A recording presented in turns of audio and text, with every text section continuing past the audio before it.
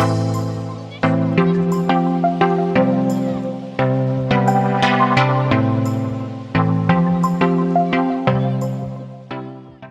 हम आपके सामने क्लास 8th का चैप्टर 7 लेकर आए हैं, जो है क्या निराश हुआ जाए। इस वीडियो में उसके प्रश्न उत्तर हैं। सबसे पहले शब्दार्थ देख लेते हैं। अतीत, बीता हुआ। निरीह, सीधा साधा या बेचारा। धर्म भीरू, अधर्म से डरने वाला, भय पूर्वक धर्म का पालन करने वाला। आक्रोश, क्रोध युक्त या उत्तेजना या आवेश। गंतव्य, स्थान जहाँ किसी को जाना हो। कातर, व्याकुलता या बेचैनी। ढांढस, दिलासा। इसके प्रश्न उत्तर कुछ इस प्रकार से हैं। पहला प्रश्न है आपके विचार से। पहला प्रश्न, लेखक ने स्वीकार किया है कि लोगों ने उन्हें भी धोखा दिया है, फिर भी वे निराश नहीं हैं। आपके विचार से इस बात का क्या कारण हो सकता है? उत्तर, लेखक ने इस तथ्य को स्वीकार किया है कि उसने लोगों से धोखा खाया है, फिर भी वह निराश नहीं है। मेरे विचार से इसका कारण यह है कि लेखक जीवन के प्रति आशावादी दृष्टिकोण रखने वाला व्यक्ति है। लेखक ठगे जाने या धोखे खाने जैसी घटनाओं का बहुत कम हिसाब रखता है। लेखक के साथ छल कपट जैसी घटनाएं हुई हैं, पर विश्वासघात नहीं या बहुत कम हुआ है। लेखक के साथ ऐसा बहुत सी घटनाएं हुई हैं जब लेखक ने अकारण ही उसकी मदद की हो, लोगों ने उसकी मदद की हो। प्रश्न नंबर 2, समाचार पत्रों, पत्रिकाओं और टेलीविज़न पर आपने ऐसे अनेक घटनाएं देखी और सुनी होंगी जिनमें लोगों ने बिना किसी लालच के दूसरों की सहायता की हो या ईमानदारी से काम किया हो। ऐसे समाचार और तथा लेख एकत्रित करें और कम से कम 2 घटनाओं पर अपनी टिप्पणी लिखें। आप इसे अपने अनुसार ले सकते हैं और वो टिप्पणी आप कोई भी न्यूज़पेपर में से एक कटिंग लेकर उसके अनुसार लिख सकते हैं। मैंने इसे कुछ इस प्रकार से दिया है इस उत्तर। ऐसे 2 समाचार जिनमें ईमानदारी और तथा बिना लालच के दूसरों के लिए काम किया गया हो। पहला, अड़चनें भी डिगा नहीं पाई, शिक्षिका का हौसला, सहयोगियों का मिला भरपूर सहयोग। नोएडा, ये न्यूज़ नोएडा की है। उसमें विचार इस प्रकार से हैं, जहां एक और शिक्षा का व्यापार करके लोग रात दिन अपनी जेब भरने में व्यस्त हैं, वहीं कुछ लोग ऐसे भी हैं जो तमाम अड़चनों के बावजूद भी मानसिक व शारीरिक रूप से असहाय बच्चों की सेवा करते हुए उनके जीवन में ज्ञान की रोशनी फैला रहे हैं। ऐसी ही शिक्षिका हैं सालारपुर स्थित बचपन डे केयर की सीमा पांडे। दिसंबर 2006 में लखनऊ निदेशालय विकलांग विभाग की ओर से स्थापित बचपन डे केयर में सीमा ने बतौर शिक्षिका काम शुरू किया था। उस समय वहां एक कोऑर्डिनेटर और 2 अन्य शिक्षिकाओं भी कार्यकर्ता थीं, लेकिन वर्ष 2007 से फंड की कमी और लखनऊ निदेशालय की ओर से सेंटर को बंद किए जाने के आदेश के बाद धीरे धीरे अन्य स्टाफ नौकरी छोड़कर चला गया। सीमा ने हिम्मत नहीं हारी। मानसिक और शारीरिक रूप से अक्षम बच्चों के हक को लेकर वे विभागीय अधिकारियों के सामने भी डटकर खड़ी हो गई। तब से वे अकेली ही शिक्षिका या व प्रभारी का कार्य संभालते हुए 25 से अधिक बच्चों के जीवन में ज्ञान की ज्योति जला रही हैं। यह सीमा और उनके सहयोगियों का साहस ही था कि उनके निरंतर प्रयास से विभाग के डायरेक्टर A.K. बरनवाल ने 2008 से 2009 तक सेंटर चलाने के लिखित अनुमति दे दी। सीमा बताती हैं कि डायरेक्टर के आदेश के आधार पर उन्होंने बैंक में जमा फंड में से सेंटर और वाहन के किराए का भुगतान कर दिया, लेकिन कुछ विभागीय अधिकारियों के फंड होते हुए भी बच्चे पर खर्च की जाने वाली राशि के आवंटन में रोड़े अटका रहे हैं। अब अधिकारियों ने सेंटर बंद कराने का नया दाव खेला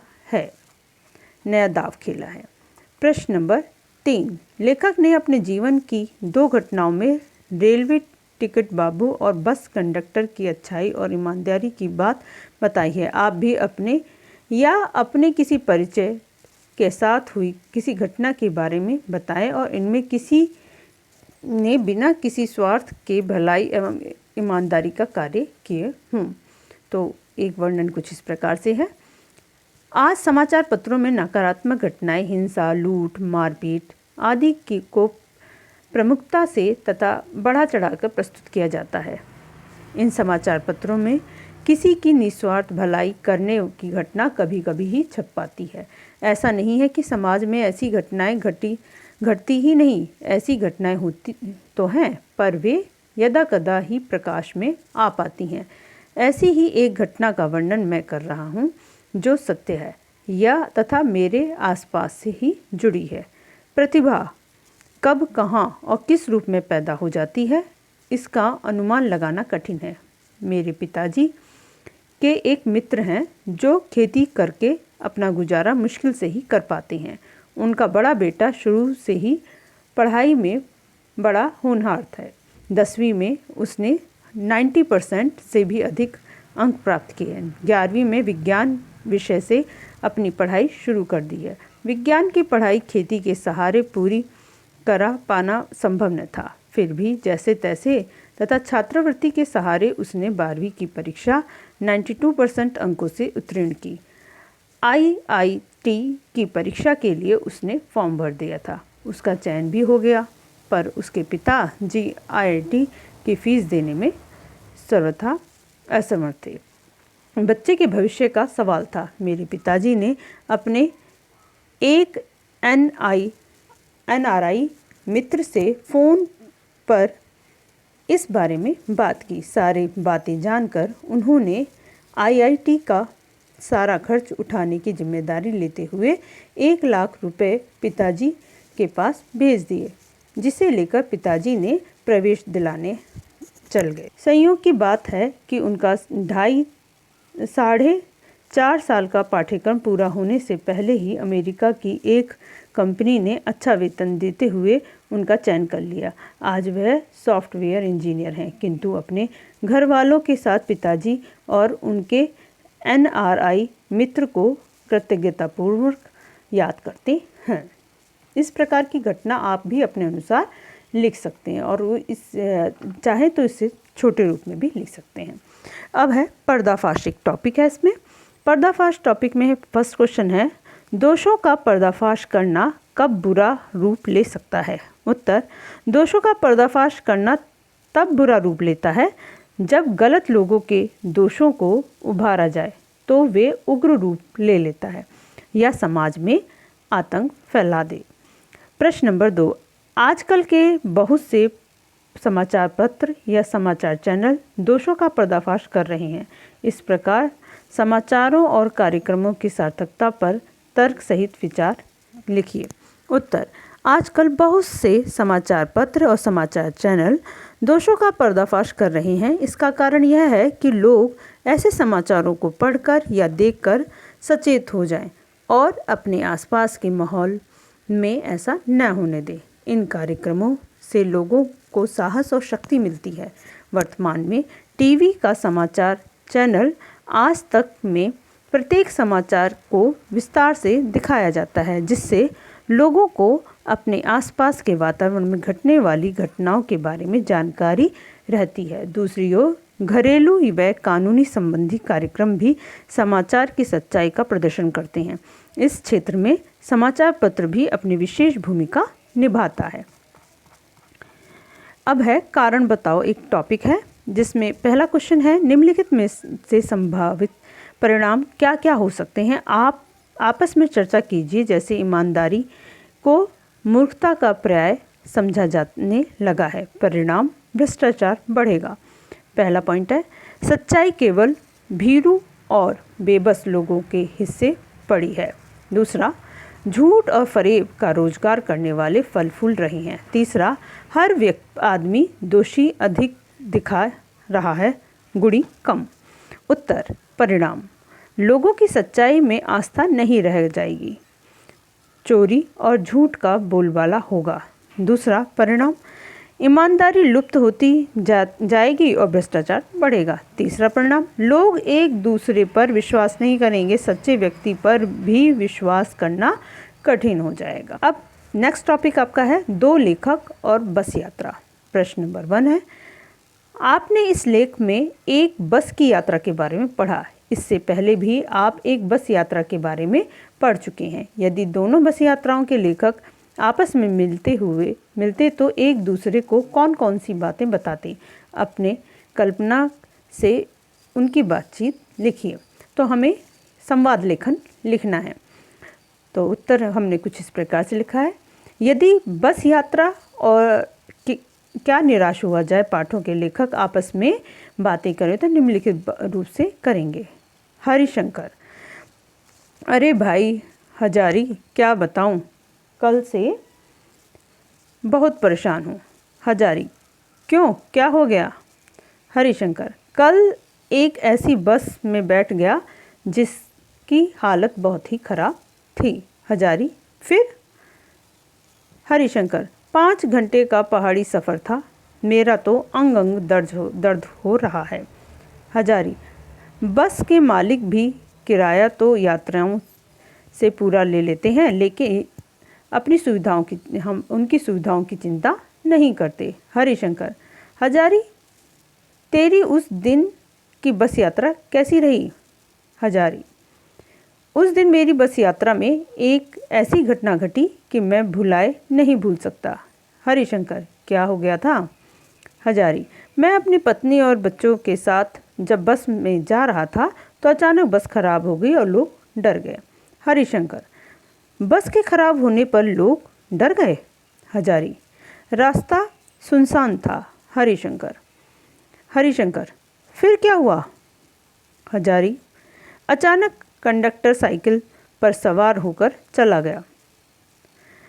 हरिशंकर, कहाँ? हजारी, यही तो पता नहीं था, इसीलिए लोग कई प्रकार की बातें करने लगे कि ड्राइवर ने तो कंडक्टर को डाकुओं को बुलाने भेज दिया है, वे ड्राइवर को मारने को उतारू हैं। हरिशंकर, फिर क्या हुआ? हजारी, थोड़ी देर में कंडक्टर खाली बस ले आया और छोटे बच्चों के लिए दूध भी आदि भी। हरिशंकर, वाह भाई वाह। हजारी, इस बात से मन गदगद हो गया कि आज भी मानवता जिंदा है। सार्थक शीर्षक इनका नेक्स्ट टॉपिक है। तो पहला क्वेश्चन क्या है, लेखक ने लेख का शीर्षक क्या निराश हुआ जाए क्यों रखा होगा? क्या आप इससे भी बेहतर शीर्षक सुझा सकते हैं? उत्तर, लेखक ने इन लेख का शीर्षक इस क्या निराश हुआ जाए इसलिए रखा होगा क्योंकि वर्तमान में हिंसा और भ्रष्टाचार, तस्करी और चोरी डकैती घटने वाली मानवीय मूल्यों से जो माहौल बन गया है, इसमें आदमी का निराश होना स्वाभाविक है। ऐसे माहौल में भी लेखक निराश नहीं है और चाहता है कि दूसरी ही भी निराश न हो, इसीलिए उसने भी पूछना चाहता है कि क्या निराश हुआ जाए, अर्थात निराश होने की आवश्यकता नहीं है। इसका अन्य शीर्षक होगा नया सवेरे या फिर बनो आशावादी भी हो सकता है। प्रश्न नंबर 2, यदि क्या निराश हुआ जाए के बाद कोई विराम चिन्ह लगाने के लिए कहा जाए तो आप किस चिन्ह में से कौन सा चिन्ह तो आप दिए गए चिन्हों में से कौन सा चिन्ह लगाएंगे? अपने चुनाव का कारण भी बताइए। उत्तर, क्या निराश हुआ जाए के बाद में प्रश्नवाचक चिन्ह लगाऊंगा क्योंकि लेखक समाज से ही पूछना चाहता है कि क्या निराशा का वातावरण पूरी तरह बन गया है। यदि लोगों का जवाब हाँ होगा तो वह उन्हें निराशा त्यागने की सलाह देगा। प्रश्न नंबर 3, आदर्श की बात करना तो बहुत आसान है पर उन पर चलना बहुत कठिन है, क्या आप इस बात से सहमत हैं? तर्क सहित उत्तर दीजिए।